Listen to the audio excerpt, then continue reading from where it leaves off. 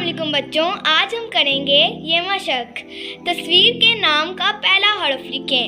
आज हम इन तमाम तस्वीरों के नामों का पहला हर्फ लिखेंगे। अलिफ मदा से आलू, अलिफ मदा।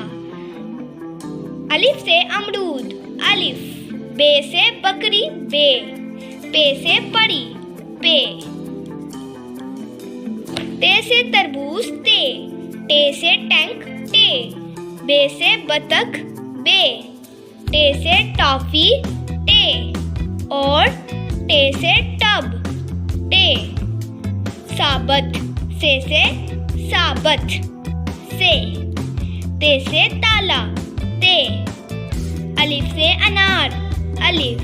अलिफ मदा से आलू, अलिफ से अमरूद। बे से बकरी, पे से परी। ते से तरबूज, टे से टैंक। बे से बतख, टे से टॉफी। टे से टब, से साबत, ते से ताला, अलिफ से अनार। आपने भी मेरी तरह इसके नीचे लिखना है और इसकी अच्छे तरीके से प्रैक्टिस करनी है और इस मशक को सॉल्व करना है। शुक्रिया।